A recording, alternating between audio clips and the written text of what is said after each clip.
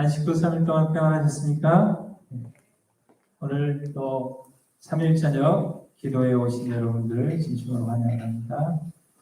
먼저 이사야 26장 3절에 있는 말씀을 먼저 보도록 하겠습니다. 이사야 26장 3절. 주께서 심지가 견고한 자를 평강의 평강으로 지키시리니 이는 그가 주를 의뢰함이니이다. 오늘 설교 제목은 일편단심입니다. 일편단심. 일편단심이라는 뜻은 한 조각의 붉은 마음이라 그런 뜻을 가지고 있습니다. 참 붉은 마음. 붉다는 것은 피와 희생과 순교를 상징하지 않습니까? 정말 오로지 어떤 희생과 어떤 고난과 핍박이 있다 할지라도 편치 않는 마음. 성경에서는 심지가 견고한 자라고 그렇게 표현을 했습니다.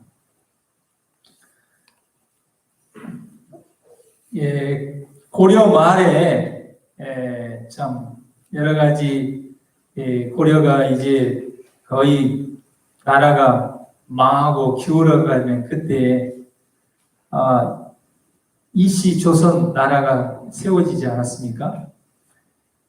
이제 그 이시 조선 나라가 세워지려고 할 그쯤에 고려의 그 충신, 그 정몽주. 그래서 그 태종 이광원이 그 정몽주를 집에 잔치를 해서 초대해가지고 그때 지었던 시가 하여가죠. 하여가.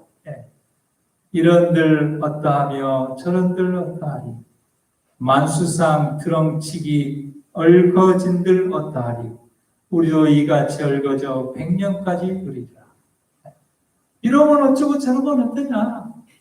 이제 시대가 바뀌고 왕조가 바뀌어가고 있는데 정권이 바뀌어가고 있는데 우리 같이 이제 고려는 다 망했으니 그때 정몽주가 지었던 그 시가 단심가, 일편단심 단심가를 지었죠. 이 몸이 죽어 100번 고쳐 죽어 100골이 진토되어 넋이라도 있고 없고 님을 향한 일편단심이야 가실 줄이 있으랴. 물론 이제 정몽주는 그 님이 고려의 왕이겠죠. 우리의 임은 누굽니까?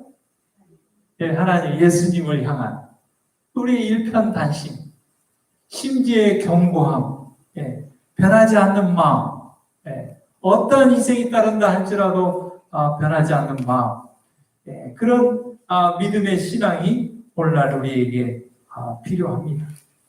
각 시대마다 주류가 있고 비주류가 있었어요. 그래서 정말 하나님의 말씀대로 하나님을 제대로 믿고 산다는 것은 목숨을 내놓아야 할 그런 때도 있었습니다. 그때 정말 진리를 옹호하기 위해서 순교의 길을 선택했던 사람이 후스와 제롬입니다. 체코에서 있었던 후스와 제롬. 그리고 그 당시에 대부분의 사람들이 다 타협을 하고 그 시대의 그 조류의 교황권에 그렇게 다 굴복하고 그렇게 했지만 끝까지 정말 그리스도를 위하여 순교를 당하면서까지라도 그 진리를 옹호하는 그런 부류의 사람들도 있었다는 것입니다. 얼마 후에 로마 교회 예배에서 벗어나는 자는 화형에 처한다는 명령이 내렸다. 그 당시에 이 법안권이 538년에 확립된 이후로 그 교회의 로마 교회의 지침과 또 예배에서 벗어나는 모든 사람들은 다 이단으로 화형에 처한다는 명령이 내려졌습니다. 그러나 그리스도인들은 순교를 당하면서도 그들의 사업의 승리를 확신하고 그리고 순교의 길로 간 것을 우리는 알게 됩니다. 저도 이제 이렇게 인턴 인준할 때는 얼른 안수 받아가지고 침례식도 하고 성만찬예식도 하고 철없을 때는 그 안수 받는다는 것이 뭔지를 잘 몰랐어요. 그래서 우리가 안수 받을 때 어떻게 합니까? 침례 받을 때, 목회 안수 받을 때, 장로 집사님 안수 받을 때 뭐라고 그래요? 축하한다고 그러잖아요. 그래서 제가 가만히 생각해 보니까 그 안수 받는 것이 축하한다고 말하는 것이 적절한가? 제가 말씀을 준비하면서 그런 생각을 하게 되었어요. 쉽게 예를 들자면요, 아들을 지금 전쟁터에 보내는 것입니다. 아들을 전쟁터에 보내는 거예요. 전쟁터에 가서 살지 죽을지 모르는 것입니다. 그런 아들을 보내면서 부모가 야, 너 전쟁터에 가서 축하한다. 이렇게 말할 수 없지요. 하나님께서 너를 지키고 보호해 주신 것이다. 하나님을 믿고 건강하게 잘 있다고 하는. 이 안수에 대한 그 격려의 말은 그래야 될 것 같다는 제가 생각을 해보게 됩니다. 왜냐하면 그 당시에 그리스도인들은 하나님을 믿는다고 하는 것은, 목사 안수를 받는다는 것은, 장로 집사 안수를 받는다는 것은 순교를 각오하는 거예요. 그렇지 않습니까? 합회장님이 된다, 연합회장님이 된다, 수석장로가 된다, 수석집사가 된다는 것은 순교할 일이 있을 때 배 앞장선다는 얘기예요. 그렇지 않습니까? 축하보다도 더 엄숙한 그 책임이 있는 것이죠.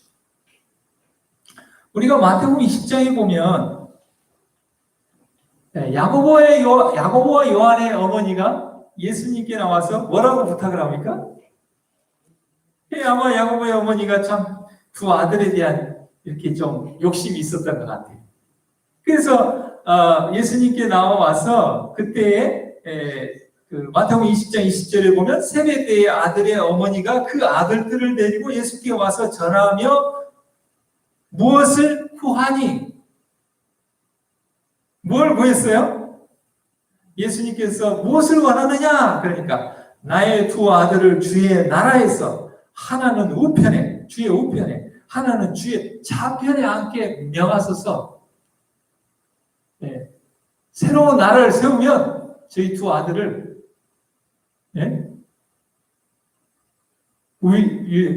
좌의정, 우의정을 세워달라는 거예요. 정승으로. 그때 예수님께서 뭐라고 말씀하셨습니까? 예수님께서 대답하여 가라사대 너희 구하는 것을 너희가 알지 못하는도다. 나의 마시려는 잔을 너희가 마실 수 있느냐? 예수님의 보좌의 우편과 좌편에 앉는다는 것은 목사 안수를 받고 장로 안수를 받고 집사 안수를 받고 수석이 되고 합회장님이 되고 연합회장이 된다는 것은 뭐예요? 예수님이 마셨던 그 잔, 고난의 잔, 피의 잔, 순교의 잔을 마시겠다는 결심이에요. 그렇지 않습니까? 그러니까 그 세베대 그 아들들의 어머니가 그걸 요구했을 때 그게 무슨 뜻인지 아느냐? 예수님께서 그렇게 물으신 것입니다. 후스는요, 아주 가난한 집에서 자랐습니다. 그리고 아버지를 일찍 여의었어요. 어머니 홀로 그 아들을 키웠습니다. 가난한 과부인 어머니가 그 후스를 키웠어요. 그런데 어머니가 하나님을 신실히 믿는 경건한 믿음의 어머니였어요. 그래가지고 이 어머니가 이 후스 아들에게 물려줄 수 있는 게 없어요. 아무런 재산도 재물도 없어요. 그래서 어머니가 물려줄 수 있는 것은 딱 두 가지. 아이를 교육시키는 것과 두 번째, 하나님을 경외하는 것이 가장 귀중한 재산이고 물려줄 최고의 유산이고 유업이라고 그렇게 생각을 했습니다. 그리고 그렇게 애를 썼어요. 그래서 이제 그 어머니의 뜻을 따라서 후스가 잘 공부하고 열심히 이렇게 해가지고 그 체코의 프라하 대학에 장학금을 갖고 공부하러 갈 수 있는 기회가 열렸어요. 그때 어머니가 그 프라하 그 도시에까지 따라가서 아버지 없이 키운 그 아들 앞에서 무릎을 꿇고 그 아들을 위하여 하나님께 기도했어요. 하나님, 이 아들에게 축복하여 주시옵소서. 그게 그 가난한 과부인 어머니가 아들에게 할 수 있는 하나밖에 없는 최고의 마지막 유산이었습니다. 여러분이 그 후스의 어머니라고 뭐라고 축복 기도를 했을까요? 뭐라고 축복 기도를 했을까요?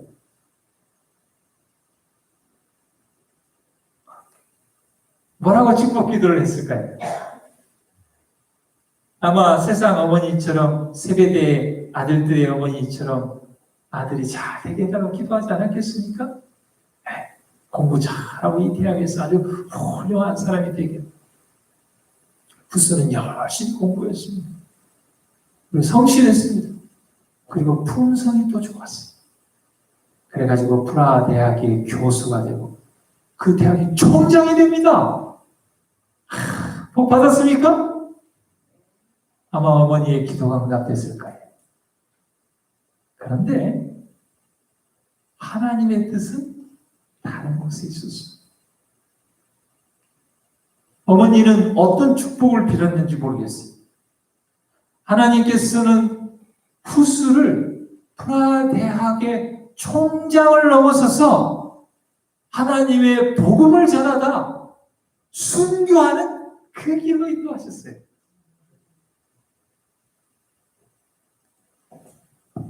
축복입니까?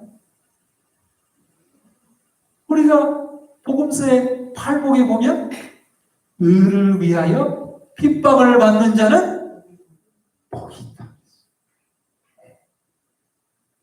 정말 그의 총장의 그 직책도 직위도 지금까지 쌓아온 모든 것도 다 내려놓을 만큼 후스는 하나님의 복음의 진리를 전하는 그 일을 위해서 법왕이 잘못되었다. 법왕을 통해서 구원받는 것이 아니다. 로마 교회를 통해서 구원받는 것이 아니다. 하나님의 말씀에 있는 예수 그리스도를 믿음으로 구원받는 것을 이야기한다는 것은 그것은 정권이 바뀌고 역성혁명에서 나라가 바뀌었는데 정몽주처럼 그런 거하고 똑같아요. 정몽주는 참 비참하게 죽임을 당했습니다. 후스도 화형을 당했습니다. 그러나 후스는 그 길을 가는 것에 대해서 전혀 주저함이 없었다는 것입니다. 우리가 아는 그 여수의 그 우리 손양원 목사님이 두 아들을 이 친구들에게 복음을 전하고 공산주의를 반대했다는 이유 때문에 공산주의자들에게 잡혀가지고 그 귀한 두 아들이 비참하게 처형을 당했습니다. 손영원 목사님이 이렇게 얘기했습니다. 나 같은 죄인의 혈통에서 순교의 자식을 나오게 해서 감사합니다. 복이라고 얘기한 것입니다. 성경대로. 우리라면 어떻게? 내가 지금까지 얼마나 하나님을 잘 믿고 나병 환자들을 위해서 목숨을 걸고 봉사를 하고 자식들을 신앙 안에서 이렇게 키워놨는데 세상에 공산주의자에게 붙들려가지고 복음을 전하고 이렇게 했는데 하나님께서 두 아들을 이렇게 비참하게 처형당해서 죽게 넘어갈 수도 있지 않겠습니까? 그러나 손영호 목사님은 복이라고 하나님께 감사합니다. 심지가 견고한 자죠. 진리를 위해서 굳게 서는 일편단심, 예수 그리스도를 향한 일편단심, 변함없는 우리 사랑하는 성도 여러분, 또 우리 가정에서 7명이 접속해서 또 이렇게 예배를 드리고 있는데, 여러분 교회에서 이렇게 저녁 예배나 안식 예배에 막 갑자기 앉아서 예배 드리면 정말 하나님이 함께 하신 것 같고 정말 흥분이 되고 막 그러고, 몇 명, 두세 명 나와서 예배 드리면 뭔가 하나님이 없는 것 같고 그렇습니까?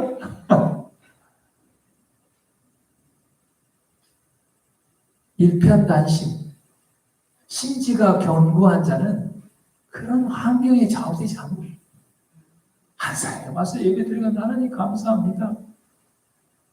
저도 예전에는 오늘은 몇 명 왔는가 이렇게 많이 오면 좋지요. 교회가 많이 모였어. 우리가 그러기를 바라고. 그러니까 누군가 얘기하지 않았습니까? 컵에 반절이 차 있는 그 물을 보고 어떤 사람은 아이고 반절밖에 안 남았네, 벌써 다 먹어버리고. 어떤 사람은 어때요? 아이고 아직도 반절이 남았네. 저는요 이런 말씀들을 보고 생각하면 아이고 그래도 이렇게 이 어려운 때 이렇게 한 명이라도 두 명이라도 이렇게 참 오신 것을 생각하면 얼마나 감사하고, 또 주의 성전에 아파서 못 오시지만 또 이렇게 가정에서 인터넷을 통해서 이렇게 접속해서 예배드리는 걸 생각하면 감사합니까? 감사합니다. 이 가정 예배 접속한 사람 몇 명 안 돼요. 그런데도 이제 저나 전선이 신경을 많이 씁니다. 입장에 이제 저녁 예배는 이렇게 잘 이렇게 끊기지도 않고 잘 되는데 안식일만 되면 뭐가 접속이 많고 왠지 안 돼요, 이게 계속해서. 그래서 지난주에는 이렇게 옆에 따로 촬영을 해서 올리고 했고, 또 지금 와이파이를 좀 새로운 것을 또 구입해서 이렇게 또 연결해서 하고, 신경을 많이 씁니다. 아이고, 그거 뭐 가정에서 예배에서 몇 명 되지도 않은데 예배 드리려면 교회 와서 예배 드려야지. 아이고, 그냥 안 오는 사람 놔둬. 그렇게 할 수가 없는 것이고. 한 명이라도 집에서 예배 드리겠다고 접속하는 사람이 있다면 우리가 어떤 재정을 들여서라도 해야 된다. 그런 생각이 들더라고요. 왜요? 예수님께서 한 명의 영혼 늘 귀하게 생각하셨어요. 예수님께서 많이 모이면 기뻐하시고 한두 명, 사마리아 여인 하나밖에 없어. 나 한 명 있어서 안 가. 그러지 않았다는 것이죠. 사마리아 그 여인, 죄인을 만나러 가는데 왕을 만나러 가는 그 이상으로 예수님께서 신경을 쓰셨다고 했어요. 그러니까요, 우리 성도님들, 온 성도들이 가득 모이면 얼마나 좋겠습니까? 그러지 못한다 할지라도 그런 환경이나 숫자에 따라서 우리의 이 믿음의 심지가 변경되거나 좌우되지 않게 되기를 바랍니다. 하나님께서 이 후스에게 그 제롬을 붙여줍니다. 제롬. 후스와 제롬 그러죠. 근데 이 두 사람은 우리가 전도서 4장 9절에 보면 두 사람이 한 사람보다 낫다 그랬어요. 두 사람이 한 사람보다 낫다. 하나님께서 남자와 여자를 창조하시면서 뭐라고 말씀하셨습니까? 사람이 독차하는 것이 좋지 못하다 그랬어요. 한 사람이 모든 걸 할 수 없습니다. 이 사람이 장점이 있으면 단점이 있고, 이 사람이 장점이 있으면 단점이 있습니다. 남자의 장점이 있고 단점이 있고, 여자의 장점이 있고 단점이 있어요. 그러니까 서로 돕는 배필인 것입니다. 그렇지요? 그래서 서로의 단점을 도와주라고 가정을 하나님께서 주신 거예요. 이 교회 공동체를 왜 주셨습니까? 하나님께서 서로 연합하면서 서로 돕는 배필의 역할을 하라고 이 교회 공동체를 주신 것입니다. 그러니까 아이고 저 사람은 왜 그럴 필요가 없어요. 아, 저 사람은 저런 일을 잘하니까 참 좋다. 네. 저는 참 이렇게 뭐 예배 준비하고 하는데 이 화분 물 한 번도 못 줬는데 오늘 안장님 오셔서 다 주시더라고요. 그래서 제가 말씀은 안 드리지만 참 감사하다.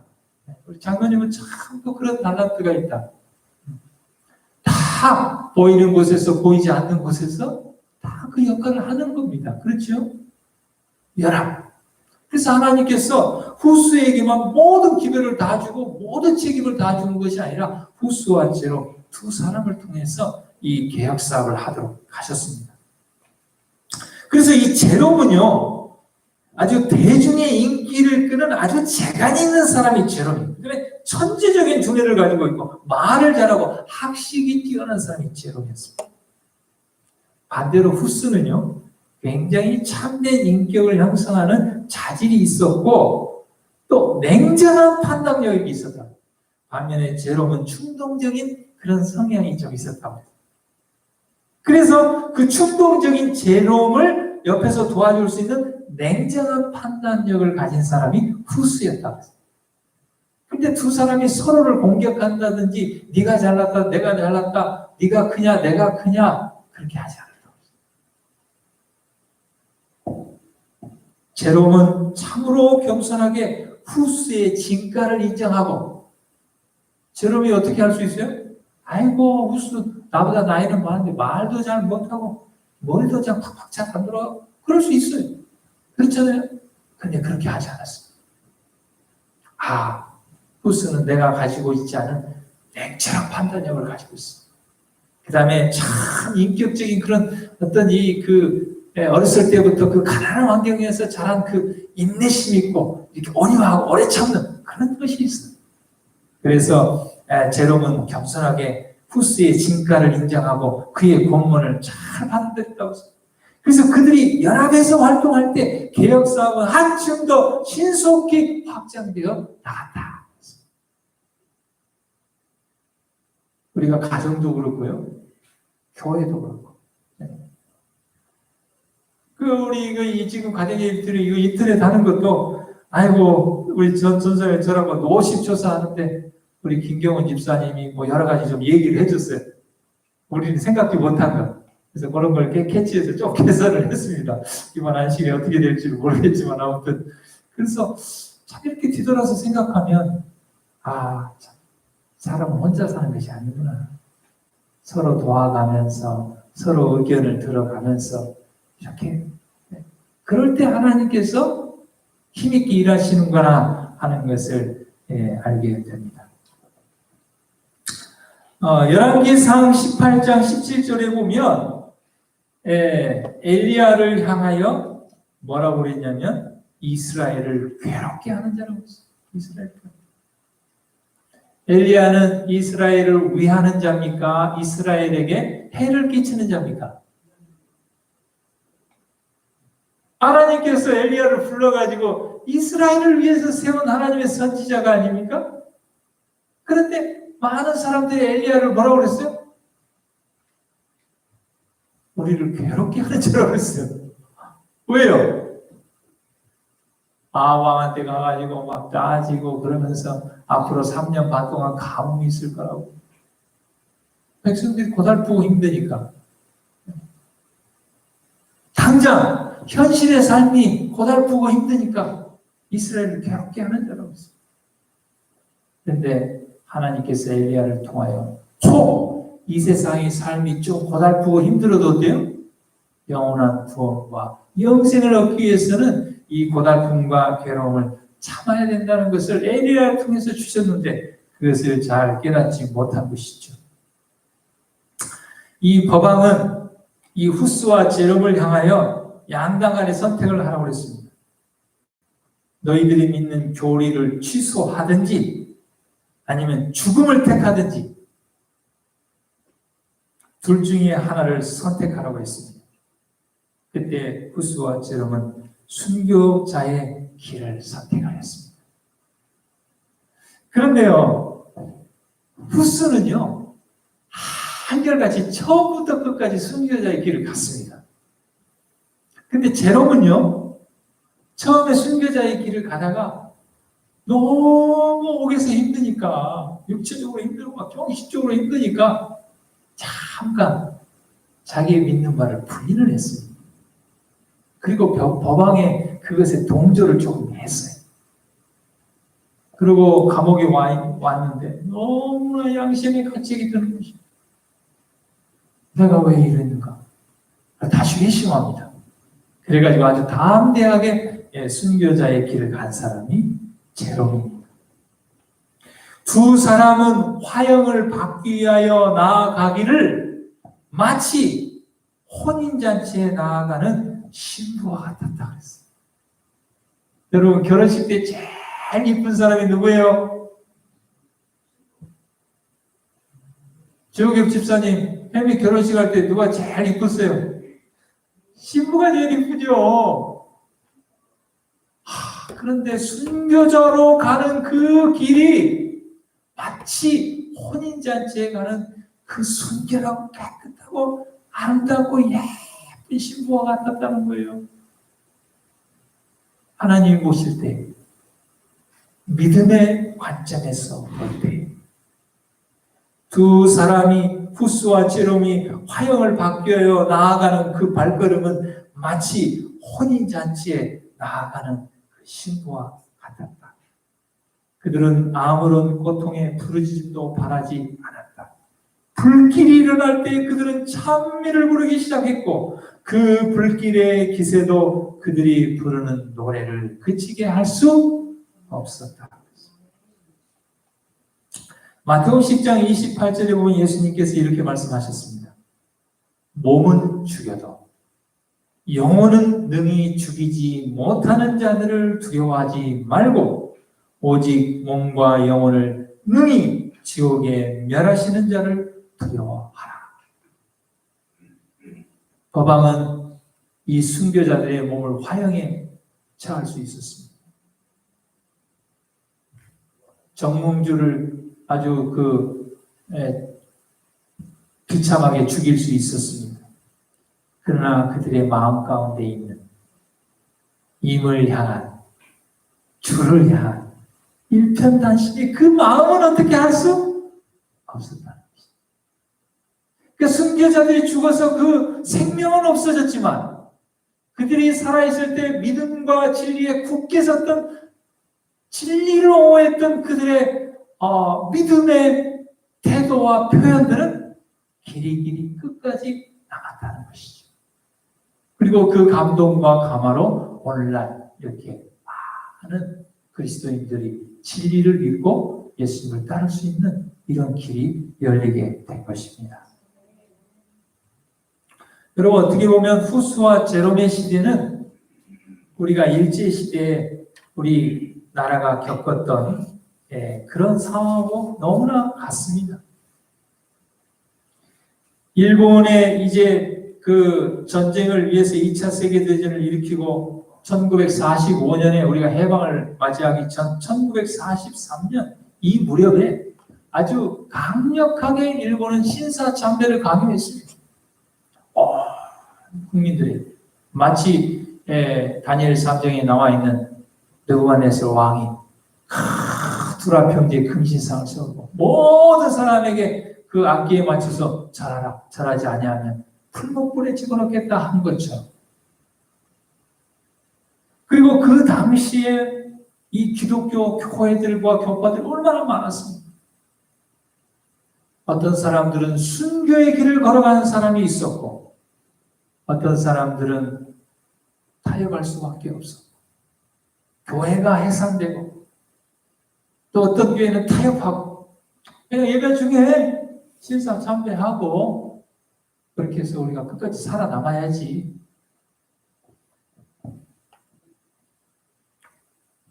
그래서 일제가 너무 이 신사참배를 강요하고 그렇게 했기 때문에 그때는 우리나라가 독립적으로 교회를 유지할 수 없고 선교사들이 와서 연합회장도 하고 부장도 하면서 교회를 이끌어 갔었습니다. 대총회가 철수 명령을 내서 그때 다 철수했습니다. 선교사들. 그래서 그때 초대 연합회장으로 세워주신 분이 최태영 목사님이었어요. 그 일제는 이 신사참배를 강요하고 교회 해산을 위해서 도장을 찍으라고 하는데 이 목사님 순교를 각오하고 절대 순교의 길을 걸어가셨습니다. 그리고 그 참 사모님도 면회를 가가지고 먹글씨로 참을 인자를 써가지고 면회 가서 이렇게 참을 인자를 보여줬어요. 가족들이 또 목사님의 결심을 이렇게 약하게 할 수도 있잖아요. 목사님이 그 참을 인자를 보고 고개를 끄덕하시면서 나는 살기를 기대할 수 없다. 그동안 11번 혼수 상태에 있었고 지난주부터는 고문이 더 심하여져서 몇 날 더 견디기가 어렵다. 하나님께서 내게 여기를 지정하여 주셨으니 피하려 하지 않겠다. 죽도록 충성하라. 그리하면 생명의 멸관을 얻으리라. 이 말은 종로 경찰서 고문대위에 쓸 성구라고 믿고 결심하니 날마다 이 생명은 가볍게 보이고 영생은 가깝게 보여 희생을 달갑게 받았다. 그 다음 교회 지도자들은 또 일제의 큰 학교에서 교회 그 해산에 도장을 찍을 수밖에 없었습니다. 그러나 또 그때 도장을 찍었던 목사님은 나중에 정말 또 회개하고 남은 평생 재롱처럼 교회를 위해서 정말 헌신 봉사하셨습니다. 본인이 그렇게 한 것이 아니라 강압에 의해서 그게 도장을 찍을 수밖에 없었지만 그 책임을 통감하면서 그래서요 교회 지도자가 된다는 거, 이 안수를 받는 것이 엄숙한 것이. 엄숙한 것이. 그래서 어떻게 보면 참 축하한다는 말보다는 하나님께서 이 직분을 잘 감당할 수 있도록 도와주실 것입니다. 이렇게 하는 것이 더 좋을 것 같아요. 마치 전쟁터에 아들을 내보낸 것 같은 것이 이 교회에 이렇게 지도자를 세우는 것과 같은 것 같습니다. 오늘 일편단심이라는 제목으로 이 후스와 제롬에 대해서 이렇게 살펴봤습니다. 이들의 그 정말 복음을 위한 순교로 인해서 종교 개혁이 일어난 것입니다. 님을 향한 일편단심, 주를 향한 일편단심의 마음이 우리 모두의 마음이 되기를 간절히 바랍니다.